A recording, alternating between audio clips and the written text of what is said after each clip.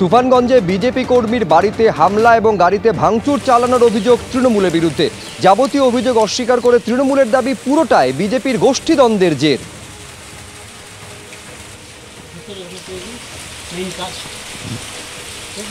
মানিকতলা বিধানসভা কেন্দ্রের উপনির্বাচনের বিজেপি প্রার্থী কল্যাণ চৌবের বিরুদ্ধে বিস্ফোরক অভিযোগ করলেন কুণাল ঘোষ। তিনি বলছেন, 7ই জুলাই রাত 11:30টায় কল্যাণ চৌবে আমায় ফোন করেছিল এবং জাতীয় স্তরে ক্রীড়াক্ষেত্রে পদ পাইয়ে দেওয়ার লোভ দেখিয়ে টোপ দিয়ে বিজেপির তরফে সাহায্য প্রার্থনা করা হয়, এই দাবি করেছেন কুণাল ঘোষ। কুণাল ঘোষের তরফে সাংবাদিক বৈঠক করে সেই অডিও ক্লিপিং প্রকাশ্যে আনা হয়।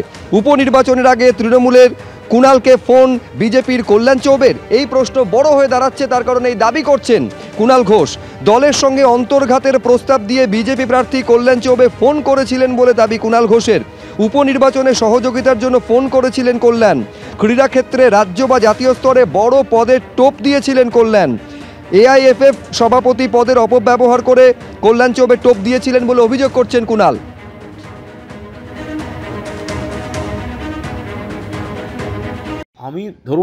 আমার কাজ এখন খুব সত্যি কথা বলতে কি আপনাকে বা আপনার দলকে কতটা ভোটে হারানো যায়, এবার মানুষ কি করবেন সে তো মানুষের বিষয়, কিন্তু আমার কাজ এখন যেটা দল বা নেত্রীও দিয়েছেন সেটা হচ্ছে সিটটাকে জিতিয়ে আনা।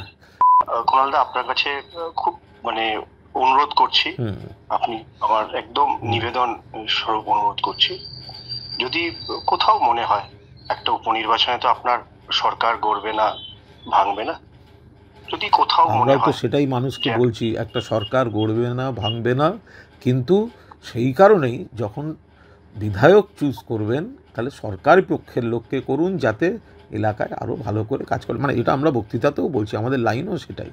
না, আমি আপনার কথাটা শুনলাম আর কি। না, আমি ঠিক, আপনি যা বলেছেন ঠিক বলেছেন, কিন্তু আমি যদি এখান থেকে বিধায়ক হতে পারি, আমার মনে হবে যে সেখানে আপনার একটা বৃহৎ ভূমিকা থাকবে।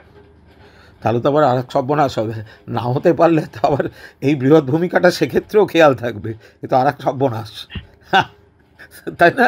দেখুন,